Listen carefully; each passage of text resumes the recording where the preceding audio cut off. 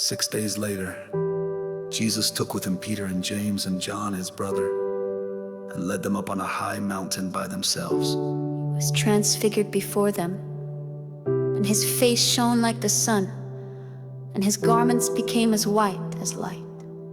And behold, Moses and Elijah appeared to them, talking with Jesus. Peter said to Jesus, "Lord, it is good for us to be here.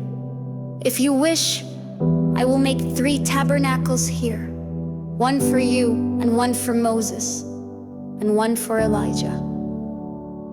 While he was still speaking, a bright cloud overshadowed them.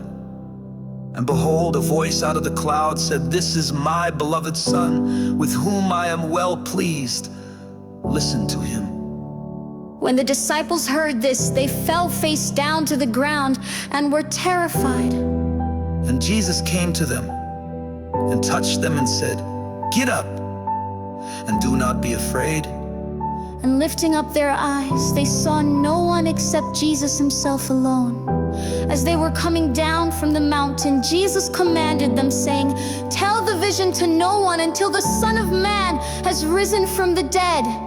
And his disciples asked him, "Why then do the scribes say that Elijah must come first?" And he answered and said, "Elijah is coming and will restore all things. But I say to you that Elijah already came, and they did not recognize him, but did to him whatever they wished. So also the Son of Man is going to suffer at their hands." Then the disciples understood that he had spoken to them about John the Baptist. When they came to the crowd, a man came up to Jesus, falling on his knees before him and saying, "Lord, have mercy on my son, for he is a lunatic and is very ill.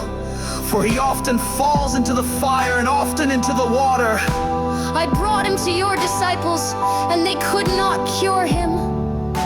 And Jesus answered and said, "You unbelieving and perverted generation, how long shall I be with you? How long shall I put up with you? Bring him here to me." And Jesus rebuked the demon, and it came out of him, and the boy was cured at once. Then the disciples came to Jesus privately and said, "Why could we not drive it out?" And he said to them, "Because of the littleness of your faith.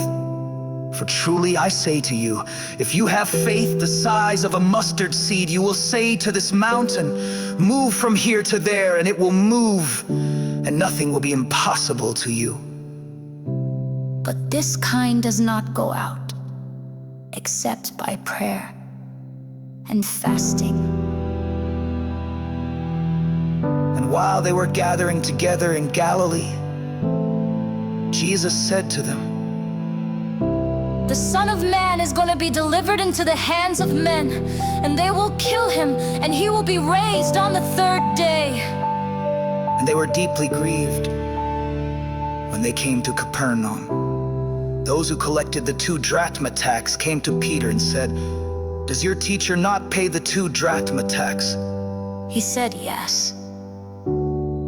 And when he came into the house, Jesus spoke to him first, saying, "What do you think, Simon?